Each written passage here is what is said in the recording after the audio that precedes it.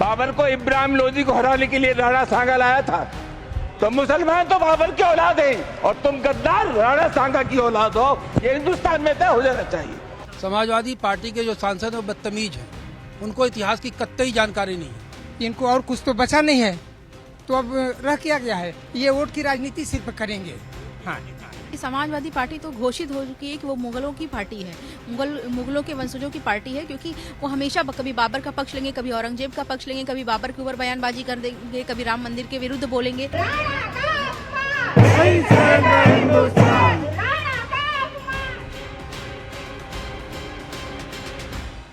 राणा सांगा के अपमान पर अब हिंदू संगठनों ने आर पार की लड़ाई का ऐलान कर दिया है।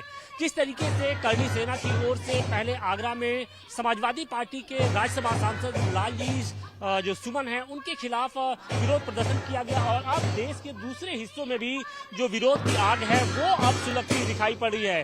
धर्मनगरी वाराणसी में भी राणा सांगा के अपमान को लेकर जो लोग हैं वो सड़कों पर हैं और आप तस्वीरें देखिए कि बड़ी संख्या में जो महिलाएं हैं वो भी इस वक्त सड़कों पर आपको नजर आ रही हैं और इनमें से बहुत सारी ऐसी महिलाएं हैं जो मुस्लिम समुदाय से ताल्लुक रखती हैं। लेकिन वो लोग जिस तरीके से बाबर का महिमा मंडन करने की बजाय वो महाराणा प्रताप यानी राणा सांगा की ओर से जो एक वीरता और शौर्य का प्रदर्शन किया गया था उसको लेकर अब कहीं न कहीं एक तरीके से आगे आ रहे हैं। और आप देखिए कि ये जिहादी बाबर यानी बाबर का महिमा मंडन किया जा रहा है और दूसरी तरफ जो राणा सांगा जैसे जो वीर योद्धा हैं उनका अपमान किया जा रहा है। और यही कारण है कि आज ये हिंदूवादी संगठन के जो लोग हैं वो इस बाबर का पुतला भी फूकेंगे।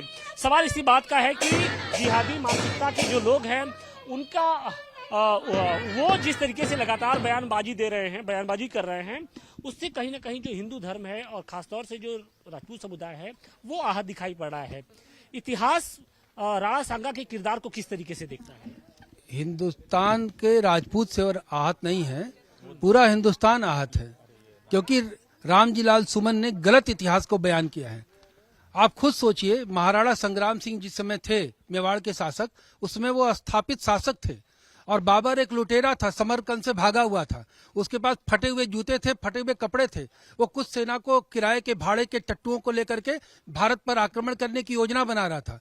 इब्राहिम लोदी शासक था भारत का। इब्राहिम लोदी को खुद महाराणा संग्राम सिंह ने युद्ध में हरा दिया था। तो किसको हराने के लिए बाबर को बुला रहे थे? लेकिन इसकी व्याख्या तो समाजवादी पार्टी के जो सांसद है कुछ दूसरे तरीके से कर रहे हैं। उन्होंने कहा कि राणा सांगा ने ही बाबर को बुलाया था। समाजवादी पार्टी के जो सांसद है बदतमीज हैं, उनको इतिहास की कतई जानकारी नहीं है। बाबर ने काबुल से अपना एक दूत भेजा था राणा संग्राम सिंह के पास और ये कहने के लिए कि हमारा समर्थन करिए। राणा संग्राम सिंह ने उसको भगा दिया था कि तुम्हारे जैसे लुटेरों से हमारा समझौता नहीं हो सकता।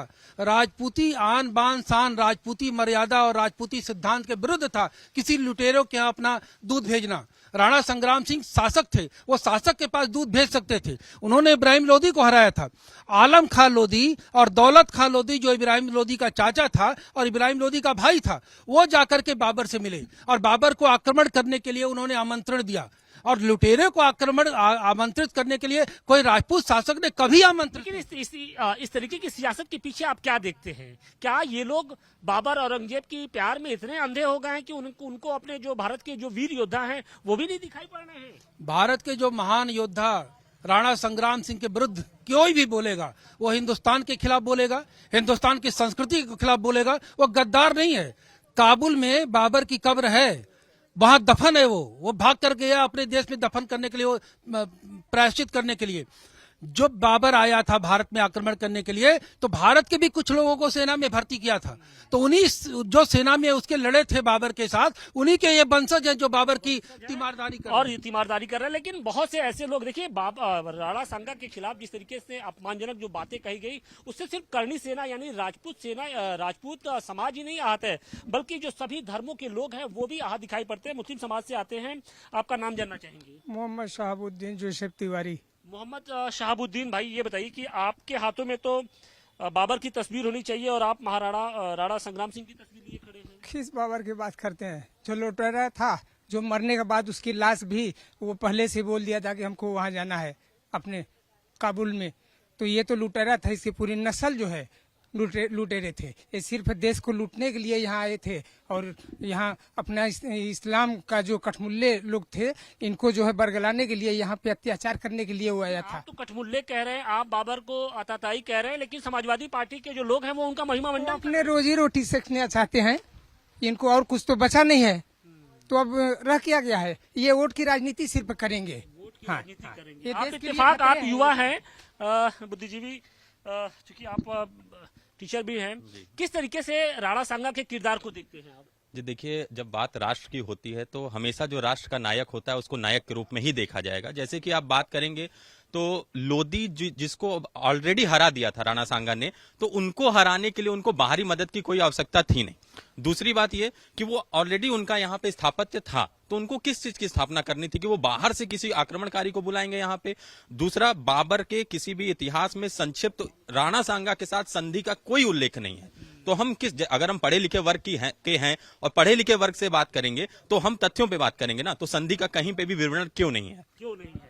आज आप लोग किस तरीके से विरोध प्रदर्शन कर रहे हैं, क्योंकि बहुत सारी महिलाएं भी हैं, इनके हाथों में इस तरीके के जो अलग अलग स्लोगन के साथ तस्वीरें भी हैं, किस तरीके का विरोध दर्ज करा रहे हैं?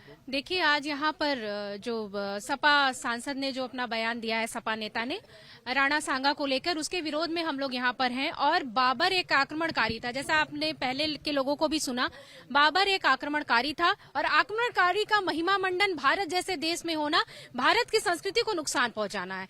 और ये आरोप है कि राणा सांगा ने बाबर को बुलाया था, तो एक लुटेरे को एक महाराणा क्यों बुलाएगा? राजपूत सिद्धांत के भी खिलाफ है ये कि किसी लुटेरे को वो आमंत्रित कर रहा है।